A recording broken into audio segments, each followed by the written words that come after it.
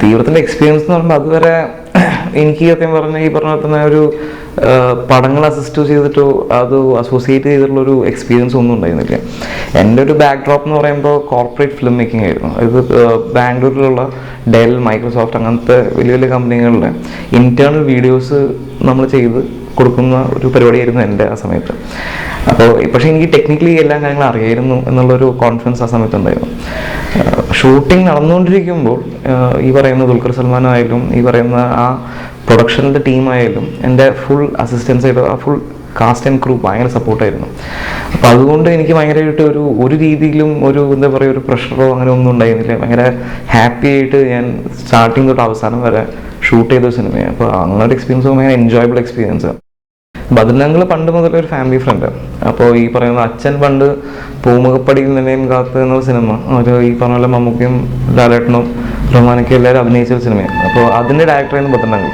ബദലങ്ങൾ എപ്പോഴും വീട്ടിൽ വരാറുണ്ടായിരുന്നു അച്ഛനെ കാണാനും അങ്ങനെയൊക്കെ ആയിട്ട്. അപ്പോൾ ആ സമയത്താണ് ഈ പറയുന്ന സ്ഫടികത്തിൻ്റെ എന്താ പറയുക ഈ മോഹൻലാൽ ചെറുപ്പകാലം ചെയ്യാൻ വേണ്ടി ഒരാളെ നോക്കിക്കൊണ്ടിരിക്കുക. അപ്പോൾ എനിക്ക് അന്ന് ഞാനൊരു കൊടും മോഹൻലാൽ ഫാനായിരുന്നു. അപ്പോൾ ഞാൻ എല്ലാ സിനിമകളും കണ്ട് മൂപ്പരെ കുറച്ച് ചിരിഞ്ഞ് നടക്കുകയും ചെയ്യും. അപ്പോൾ അങ്ങനത്തെ ഒരു ഭയങ്കര ഒരു ലുക്ക് ലൈക്ക് പോലെ ആവാനൊക്കെ ശ്രമിച്ച സമയമുണ്ടായിരുന്നു. അപ്പോൾ മൂപ്പർക്ക് അതായിരിക്കും എനിക്ക് പറഞ്ഞത്. അപ്പോൾ അത് കണ്ടിട്ട് എവിടെയോ ഒരു ചായ തോന്നി അങ്ങനെ എടുത്തു കൊണ്ടുപോയതാണ്.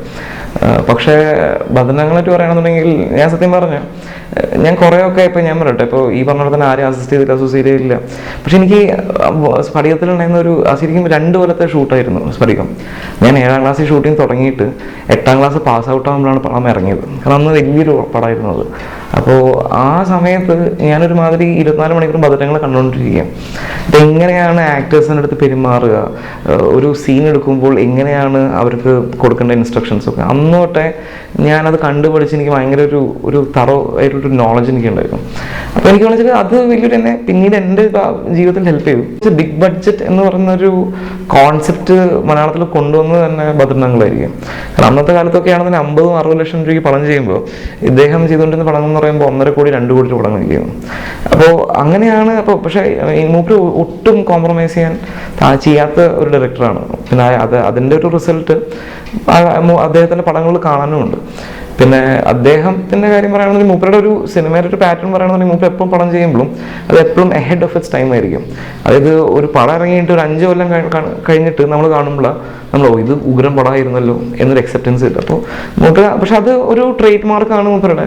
കാരണം മൂപ്പർക്ക് ഇപ്പോൾ എനിക്ക് തോന്നുന്നില്ല അദ്ദേഹം അടുത്തൊരു പടം ചെയ്യുകയാണെന്നുണ്ടെങ്കിൽ തീർച്ചയായിട്ടും അത് കാണാൻ വേണ്ടി താല്പര്യപ്പെടുന്ന ഒരു വലിയൊരു ജനത തന്നെയുണ്ട്. അപ്പോൾ ഞാൻ അതിന് വേണ്ടി വെയിറ്റ് ചെയ്യും അദ്ദേഹത്തിൻ്റെ അടുത്ത പടം കാണാൻ വേണ്ടി, അത് പ്രൊഫഷൻ എന്ന രീതിയിൽ.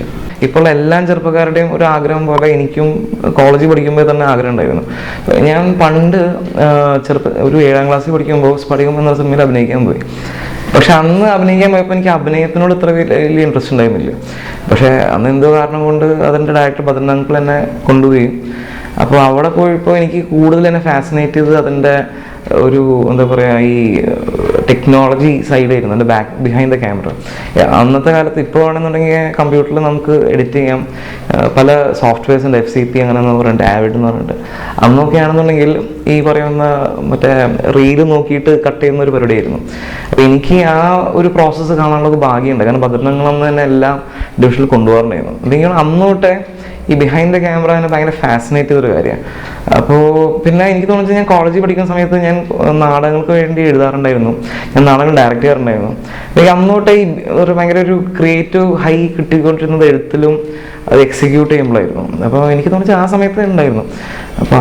അപ്പോൾ അതിൻ്റെ ഒരു വഴിത്തിരിവ് എന്ന് പറയുമ്പോൾ എനിക്ക് ശരിക്കും പറഞ്ഞാൽ ആ പാഷൻ എന്നുള്ളത് കൊണ്ടാണ് പിന്നെ നമ്മൾ അതിലോട്ട് നമ്മൾ ട്രൈ ചെയ്യാൻ പോയത്. അഭിനയത്തിലോട്ട് ഞാൻ അധികം സത്യം പറഞ്ഞ ഇതുവരെ ഒരു ചാൻസ് വെച്ചാൽ അടുത്ത് പോയിട്ടില്ല. എനിക്ക് അഭിനയിക്കാൻ കാരണം എന്നോട് ചോദിക്കുകയാണെന്ന് ഏതാണ് താല്പര്യം എന്ന് വെച്ചാൽ എനിക്ക് എപ്പോഴും എഴുതി സംവിധാനം ചെയ്യാനോ അല്ലെങ്കിൽ മറ്റുള്ളവരുടെ സ്ക്രിപ്റ്റ് എടുത്തിട്ട് സംവിധാനം ചെയ്യാനോ കൂടുതൽ താല്പര്യം. അപ്പോൾ അതാണ് എൻ്റെ ഒരു ക്രിയേറ്റീവ് വേ. തീവ്രം എന്ന് പറയുന്ന സിനിമ എങ്ങനെയാണ് തുടങ്ങിയെന്ന് വെച്ചാൽ ഞാൻ ബാംഗ്ലൂരിലുള്ള ഒരു സമയം ഞാൻ വർക്ക് ചെയ്തുകൊണ്ടിരുന്ന സമയത്ത് അവിടെ ഒരു പ്രതിഭ കൊലക്കേസ് ഉണ്ടായിരുന്നു. അതായത് ഒരു കോൾ സെന്ററിൽ പോകുന്ന പെൺകുട്ടീനെ ഡ്രൈവർ റേപ്പ് ചെയ്തിട്ട് ഈ പറഞ്ഞ പോലെ തന്നെ പിടിക്കപ്പെടുകയും അവസാനം എന്താ പറയുക അയാൾ ജയിലിൽ പോയി. കുറച്ച് നാൾ കഴിയുമ്പോൾ അയാൾക്ക് നല്ല സ്വഭാവം, അപ്പോൾ അയാൾ ജീവനിൽ തന്നെ പോയി, അത് 14 വർഷം. അപ്പോൾ ഈ പറയുന്ന ഒരു ഇയാൾ അവിടെ ചെന്നപ്പോൾ നല്ല സ്വഭാവ സർട്ടിഫിക്കറ്റിൻ്റെ പേരിൽ ഇയാൾക്ക് ദേഹാർജി കിട്ടി ഇയാൾ പുറത്തേക്ക് ഇറങ്ങി പോകും. അപ്പോൾ എന്ന് പറയുന്ന സാധനമാണ് ഇതിൽ നിന്ന് ഫുൾ ട്രിഗർ ചെയ്തത്. കാരണം ഈ ഒരു എപ്പിസോഡ് ഏകദേശം ഒരു 1.5 കൊല്ലം 2 കൊല്ലം 3 കൊല്ലത്തേക്ക് അങ്ങോട്ട് പോയിക്കൊണ്ടിരിക്കുകയായിരുന്നു. അപ്പോൾ ഈ ന്യൂസ് എപ്പോഴും ഞാൻ ഫോളോ ചെയ്യാറുണ്ടായിരുന്നു. അപ്പം ഞാൻ ഭയങ്കര റിയാക്ട്, അപ്പം ഞാൻ പറയും മരിച്ചുപോയ പെൺകുട്ടിക്ക് ജീവൻ എന്താ വിലയുണ്ട് എന്ന് ഞാൻ ചോദിച്ചു. ഞാൻ എൻ്റെ ഫ്രണ്ട്സിൻ്റെ ഇടയിലൊക്കെ റിയാക്ട് ചെയ്യാറുണ്ടായിരുന്നു. അതായിരുന്നു ഈ പടത്തിൻ്റെ ഒരു തോട്ട്. അപ്പം അങ്ങനെയാണ് സ്റ്റാർട്ട് ചെയ്തത്. അപ്പം ഞാൻ എപ്പോഴും എല്ലാവരോടും പറഞ്ഞ കാര്യം എനിക്കിപ്പോഴും ഓർമ്മയുണ്ട്. തിയോറും സെൻസ് ബോർഡിന് ഞങ്ങൾ കാണിച്ചിട്ട് അവർ ഞങ്ങളായിട്ട് ഡിസ്കഷൻ ഉണ്ട്, അതായത് എന്തൊക്കെ കട്ട് ചെയ്യണമെന്നൊക്കെ. അപ്പോൾ ഇവരെന്നോട് ചോദിച്ചു, നിങ്ങൾ ഒരു രീതിയിൽ എന്താ പറയുക കൊലപാതകം പ്രൊമോട്ട് ചെയ്യല്ലേ എന്നതിനോട് അവർ ചോദിച്ചു. അപ്പം ഞാൻ പറഞ്ഞു, എൻ്റെ വീട്ടിൽ എൻ്റെ അമ്മയും മകളെയും ഭാര്യനും തൊട്ട് കഴിഞ്ഞാൽ അവർ കൊല്ലും, അത്രേ ഉള്ളതെന്ന് പറഞ്ഞു. അതിനപ്പുറത്ത് വേറെ കളിയില്ല എന്ന് പറഞ്ഞു. അത് പറഞ്ഞു അവിടെ. അപ്പോൾ ഇത് ചോദിച്ചൊരു സ്ത്രീയായിരുന്നു. അപ്പം തന്നെ ജ്യൂസ് ഡിഫീറ്റ് ചെയ്തു. അപ്പോൾ അതാണ്. അപ്പോൾ ബേസിക്കലി എൻ്റെ ഒരു ഔട്ട് ബേസ്റ്റ് തന്നെയാണ് ആ സിനിമ. അപ്പോൾ ഇനി കുറേ പേര് പടം ഇറങ്ങുന്നതിന് മുമ്പ് പറയാൻ ശ്രമിച്ച കാര്യം, ആ പടം ഏതൊരു ഇംഗ്ലീഷ് സിനിമയാണ്, ഫോറിൻ പടമാണ്. അപ്പോൾ എനിക്കറിയായിരുന്നു ഇത് എൻഡ് ഓഫ് ദ ഡേ പടം ഇറങ്ങിക്കഴിഞ്ഞാൽ ഇവർ ഈ സംസാരം നിർത്തും. കാരണം പടം കണ്ടു കഴിഞ്ഞാൽ അവർക്ക് അറിയാമല്ലോ, പടം ഇറങ്ങുന്നതിന് മുമ്പ് ആൾക്ക് എന്തും പറയാം. അപ്പം ഞാൻ അതുകൊണ്ട് ആരോടൊന്നും മിണ്ടാൻ പോയില്ല. പടം കണ്ടിട്ട് ചർച്ച ചെയ്യാമെന്ന് നോക്കി. പടം ഇറങ്ങിക്കഴിഞ്ഞപ്പോൾ ആരൊന്നും മിണ്ടിയില്ല. കാരണം പടം ഇറങ്ങിക്കഴിഞ്ഞപ്പോൾ അവർക്ക് മനസ്സിലായി ഇത് ആ ഒരു പടങ്ങളായിട്ടൊരു കമ്പാരിസൺ ഇല്ലയെന്ന്. അപ്പം അങ്ങനെ അതാണ് എൻ്റെ ഒരു ഓർഡർ എടുത്തത്.